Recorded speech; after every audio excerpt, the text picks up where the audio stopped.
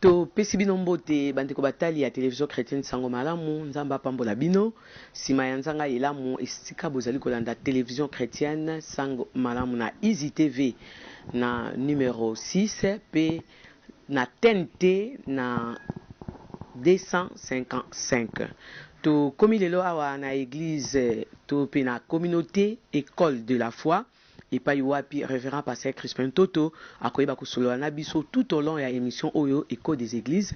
Écho des églises ezali espace pour vous servantes serviteurs de Dieu, espace Oyo bokoki kolobela ba activité na église nabino. Voilà mbote pasteur Crispin Toto, mbote maman Angèle Mpaka, Sangoboni. Par la grâce tozali. C'est vrai na pesi kombo révérend Crispin Toto mais bato bakoki koyeba yo na bozindo Ozali nani, osala kanini na communauté école de la foi. Merci, Yaliboso Tokope Sanzambe, merci. Yé Oyaza, maître des temps et des circonstances, à permettre Tokutana sous l'élo. Pasteur Crispin Toto aza marié na maman Fana, Ming Babenga F, marié d'une seule femme, pe nazana bana mitano.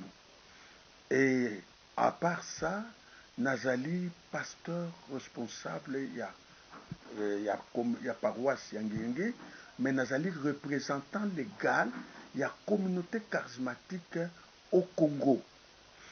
Yami Bale, Nazali P, vice-président, c'est-à-dire deuxième président, vice-président, na ville de Kinshasa, na communauté Mnabiso Munene, RCC Renouveau Charismatique au Congo.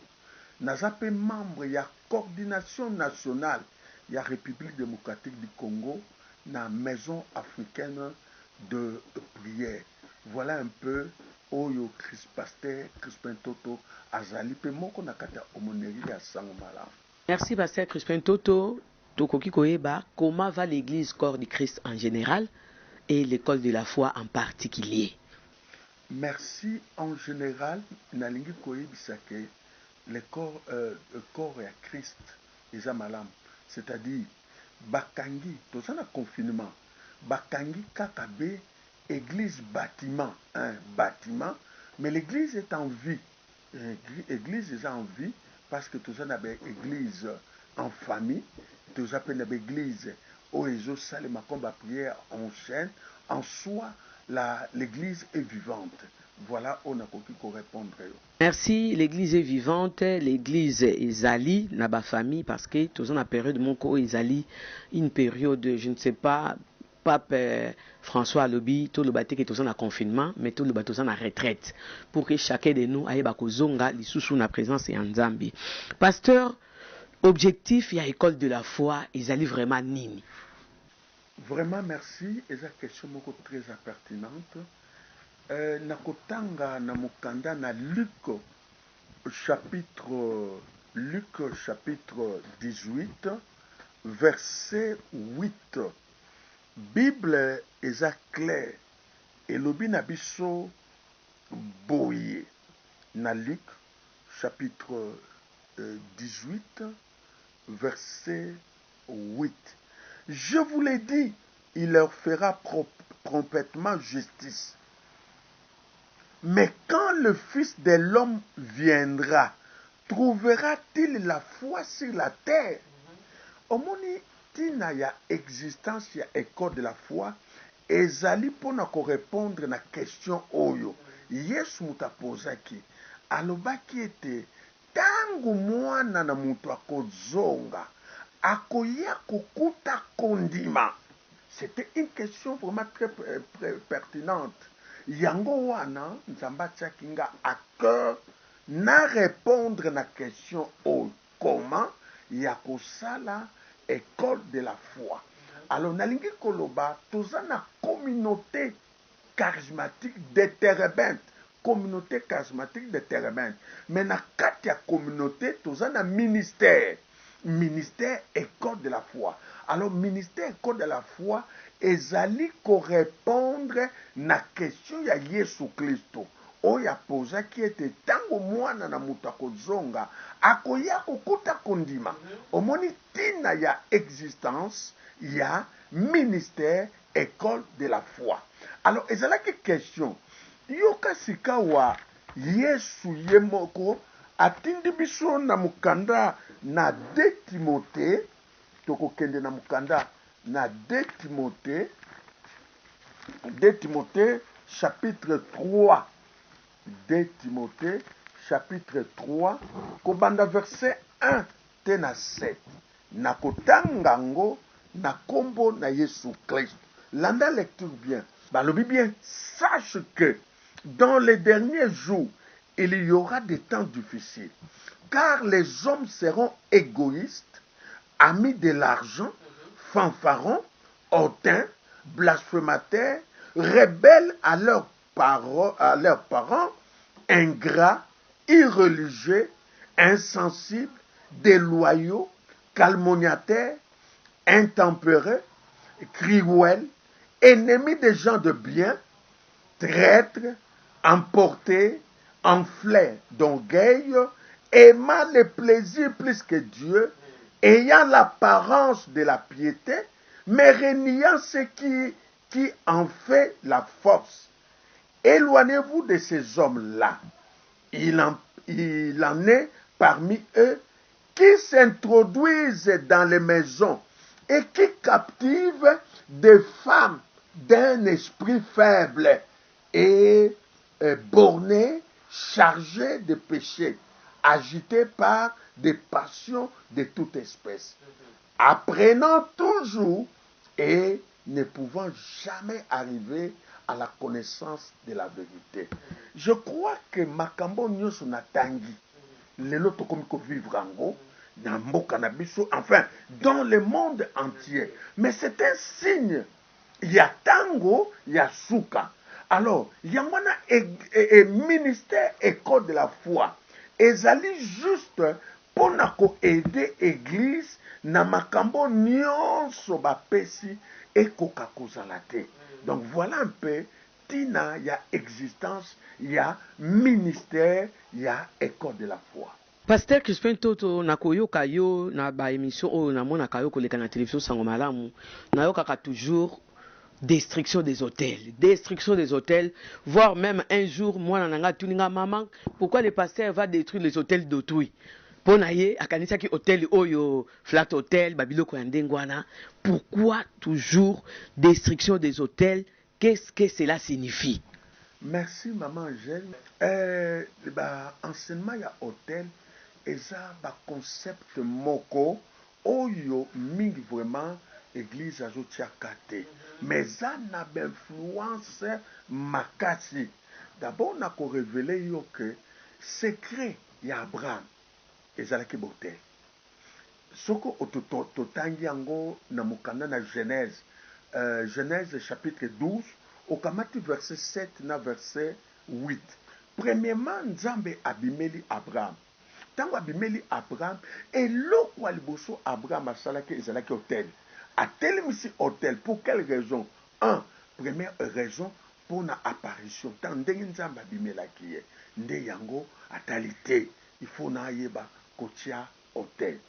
Deuxièmement, na verset 8, toujours na Genèse 12, verset 8, awa Abraham atemisi hôtel, mais Abraham bazaki na vie oto bengaka vie nomade, bazaki ko se déplacer.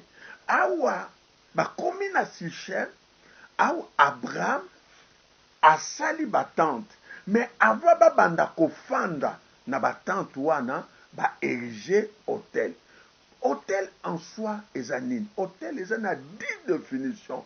Mais entre autres, l'hôtel est allé esika basalaka alliance. Hôtel est esika tozali kokota en communication, en contact avec Dieu. Parce que na likambo ya hôtel, tozana hôtel positif pe na hôtel négatif. Mais awanga na zolbla plus hôtel positif, c'est-à-dire l'hôtel dédié à Dieu.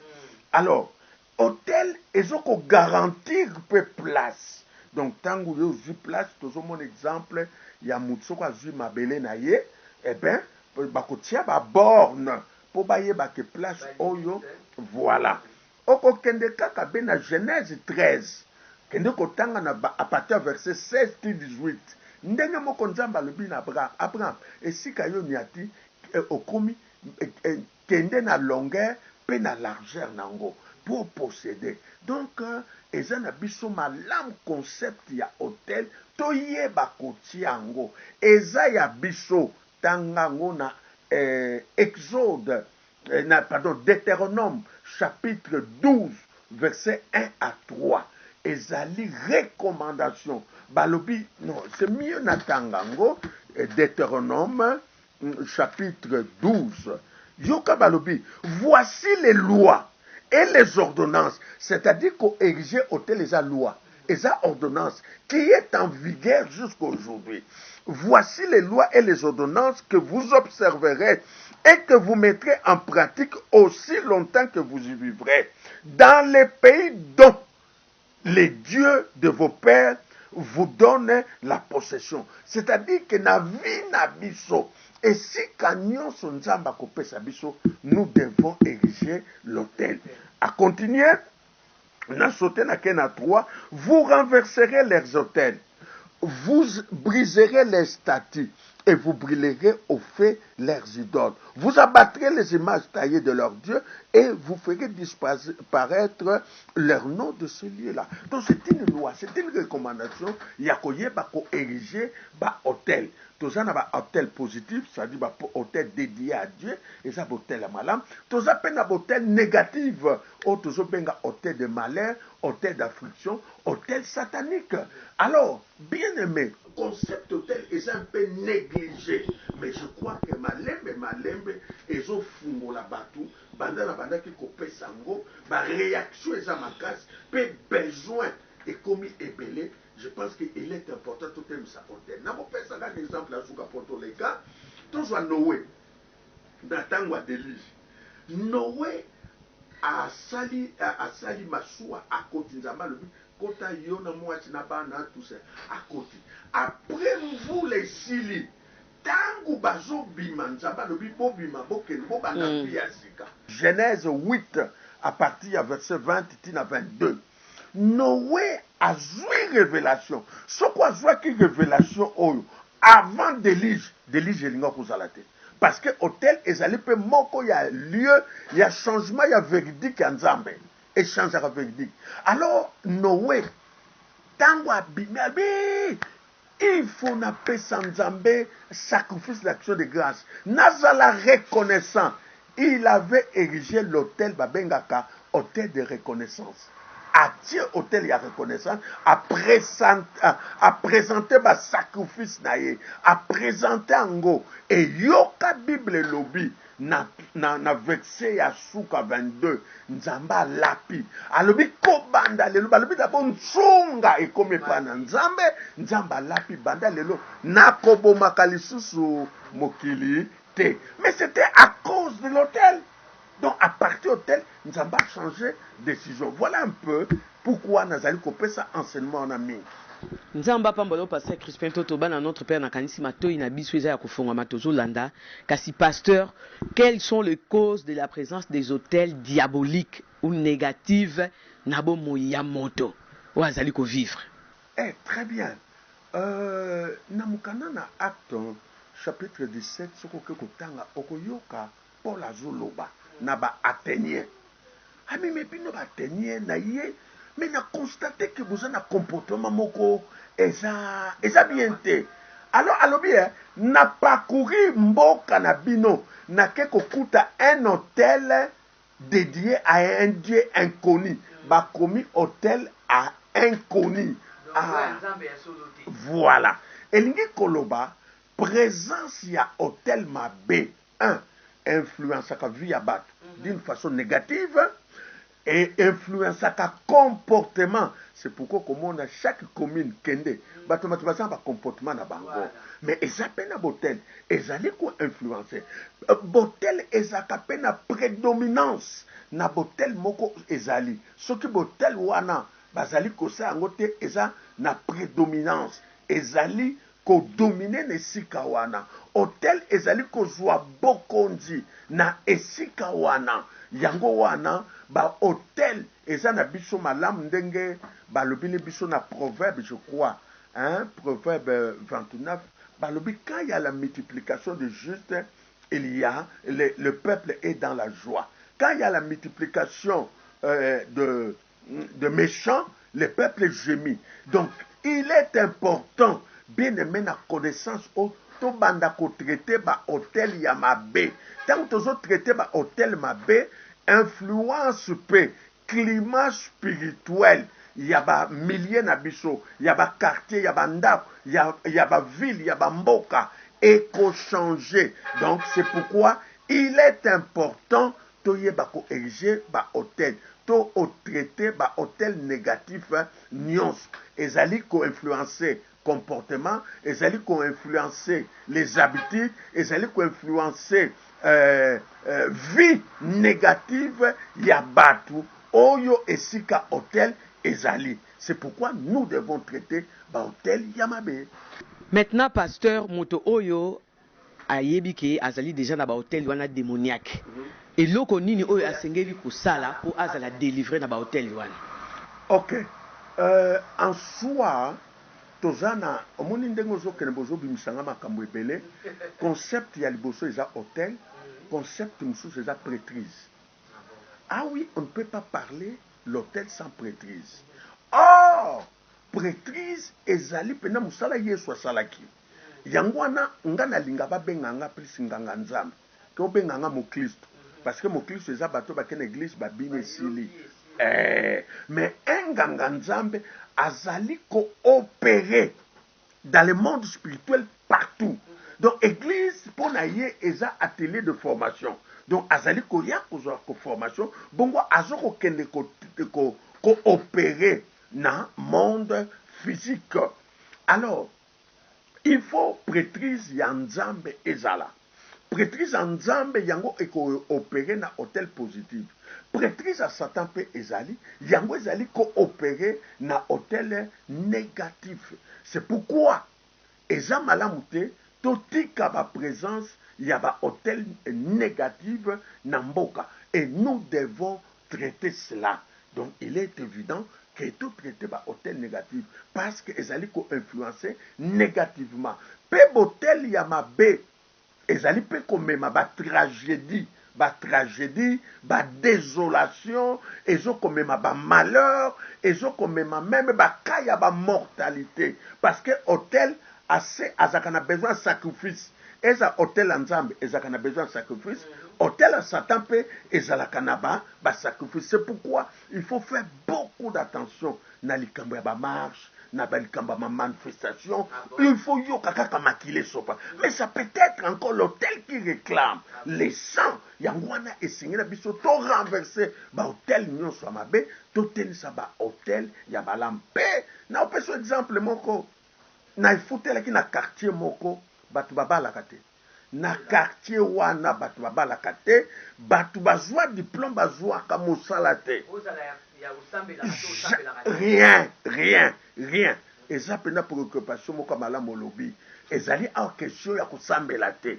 Alors tellement nazaki na connaissance oyo nakokaki ko intéresser n'intéressaki ba pasteur mususu bandeko mususu o bazaki na l'église na quartier wana et ben bazalaki d'accord nanga tangu ba yoki nga na lobi nga nazomona quartier eza na hôtel moko mabe ezosala ke bato babala te ezosala ke bato bazwa mosala te bazalaki d'accord.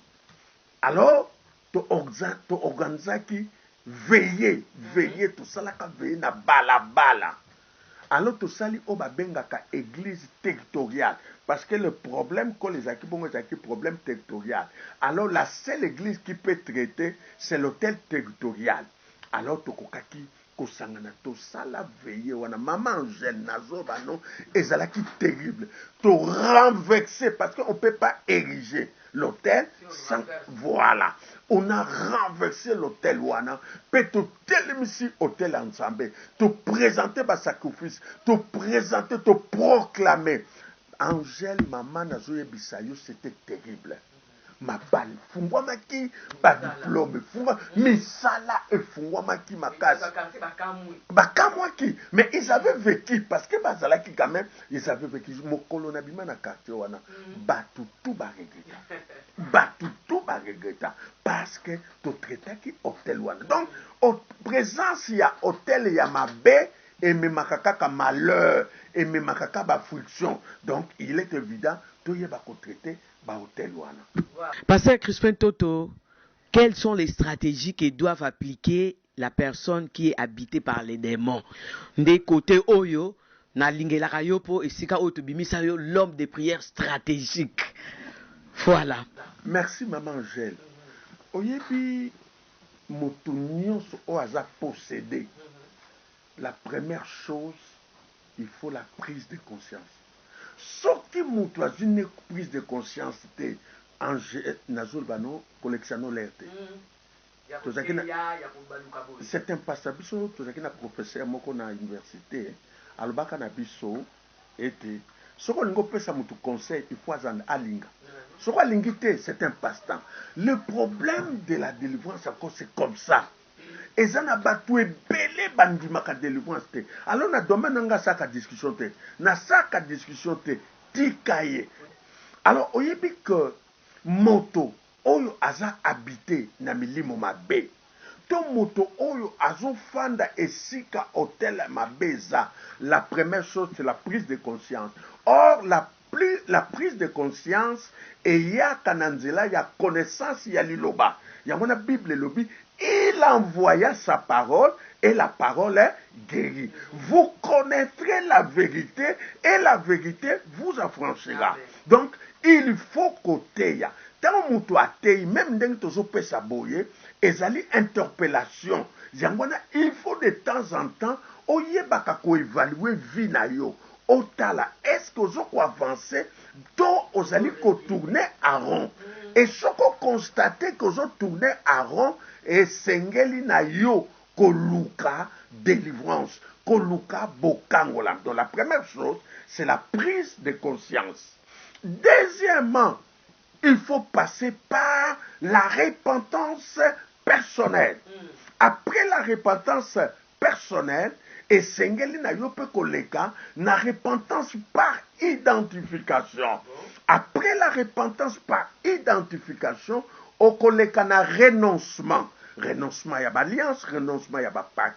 Après le renoncement, brisement y a alliance. Il faut alliance et la briser. Après le brisement des alliances, maintenant, qu'on faire taire toute voix où ils allaient koloba ne sikawana. Et ça, en hébreu, et lobi yango, le sang de Jésus crie plus que le sang d'Abel. Donc il faut faire taire. Et Nasuka, Joël 2, verset 17, et lobi entre le portique et l'autel, que les sacrificateurs pleurent. C'est-à-dire, il faut recevoir la prière de l'homme de Dieu qui connaît la chose et qui a passé par là. Pasteur Crispin Toto, to vandi pe na bandeko na bandaku, na ba quartier, na ba commune, chaque vendredi azanga réveiller des prières te. Chaque lundi matin Pasteur Crispin Toto alandaka. Mais vie na ye ezobonga kaka te. Na quartier kutu balibi mais yo ozanga ba prière à sango malamu te. Ozanga na ba prière à Pasteur Crispin te, mais comment ta vie ne change pas? Et dans la vie de cette personne, papa, na muku c'est qu'est-ce qui se passe? OK. Souvent, en tout cas, le Kwana Olobe est solo. Et ça, batu belé, bazo changer l'église. Pour Nayango. Et ça, peut batu belé, bazo que semble la sima ya ba kombo ya ba pasteur. C'est-à-dire, son na yoki kombo yo, na kekuna. Tango kekuna wumeli, moete, a kepamsu. Alors, ils ont quand même que ça, ba confusion entre biso na ba pasteur. Parce que mon diminu a yapananga, ouais. Alors, ça crée des problèmes. Mais ce que je voudrais vous dire ici, mes bien-aimés, la personne qui délivre, c'est Jésus. Amen. Oh, il y a délivraka. Eza Yesu. Eza mutute. Ne Yesu muta délivraka. Nanzela na maloba na ye. Alors, ce qui admettons que aux un problème, oyo ozosambela osali nyonso solution eza te, mais bien aimé sambela nzambe a orienté yo auprès d'un homme de Dieu. Sambela nzambe atalisaka nga na yamba bato, nzambe alobi na nga na mona yo solution peza. Donc osambeli kende mona moto na nzambe soko moni ezala sincère. Ah, oyo encore c'est un aspect. Zala sincère, même obimisa bazemi, zala sincère. Fungolela ye motema nyonso, pe zala na confiance na ye. Zala na confiance, c'est pourquoi en passant, nazali koyebisa na biso basali na nzambe, biso pe tozalaka discret. Basali na nzambe tozala discret, quel que soit problème à motu, eza te to matsango na cher, to pesa, voilà, te, parce que makamwana bato ebele ezokisi mitema na bango likambo na ye ayoki yango liteya non, c'est pas ça. Quel que soit ça, il faut tozala bato ya mitema minene. D'abord un pasteur azaka mutu azaka motema munene. Alors soki yo oke epai ya mutu na nzambe, un, zala sincère, fungolela ye motema na ye. Ya misato, zala na confiance na ye.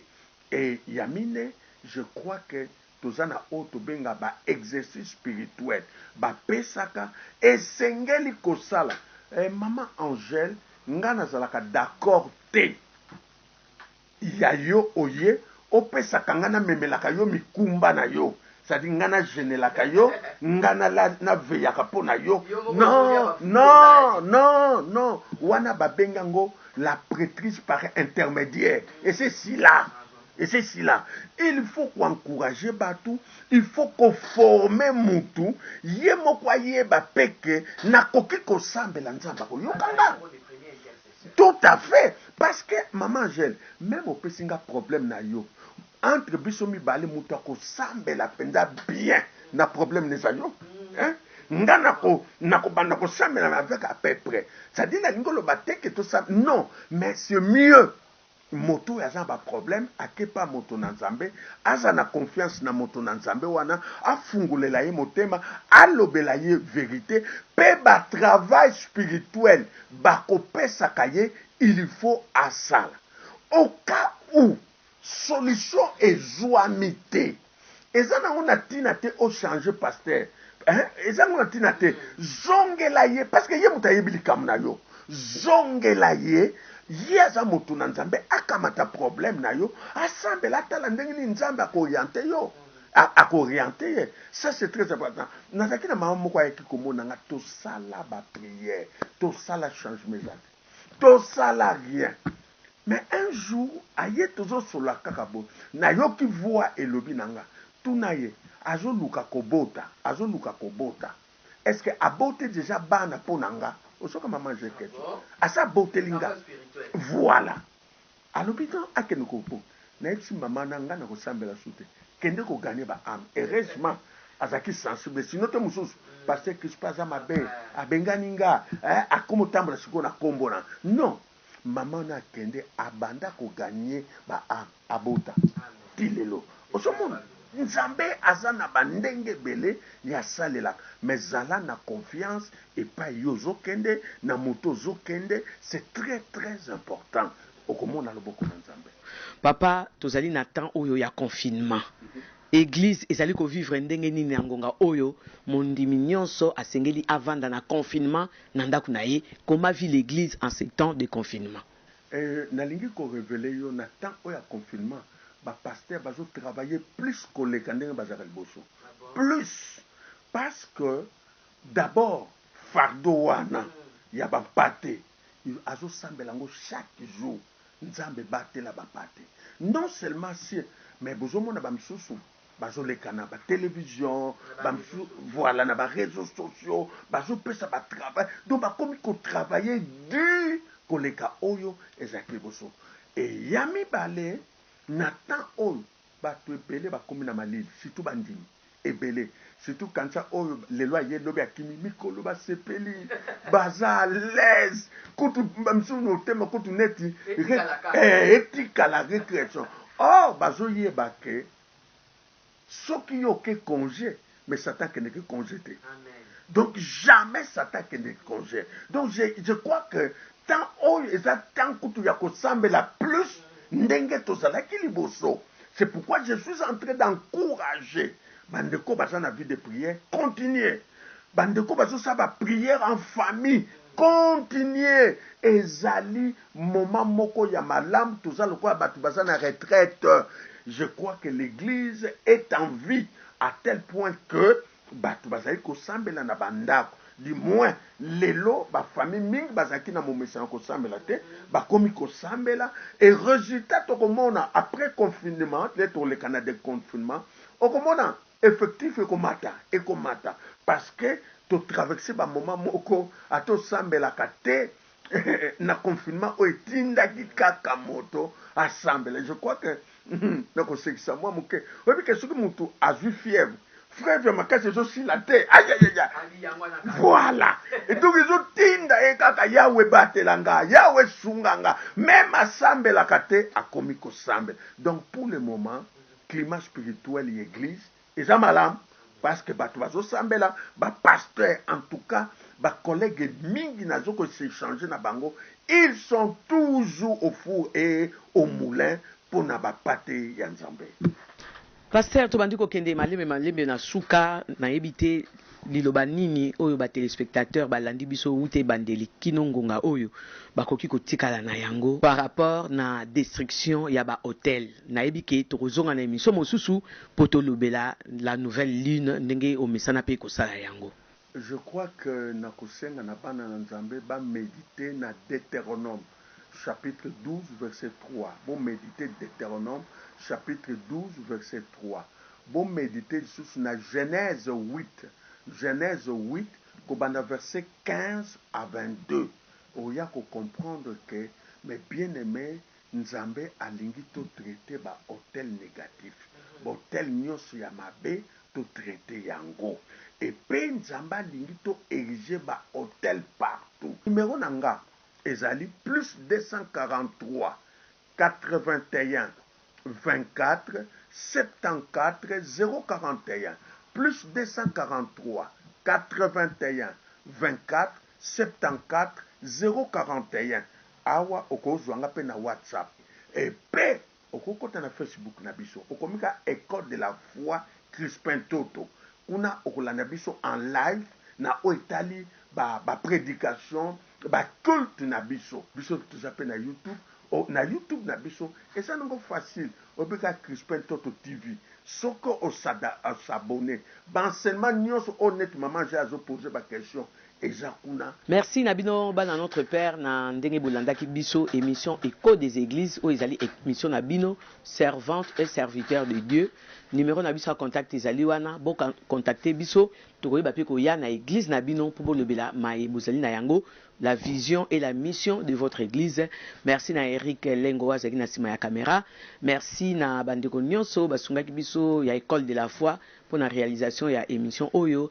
Merci pe na ndeko na biso John Greg pour na montage. Soki yeso azongite tokutani mikolo ezali koya. Soyez tous bénis. Hallelujah.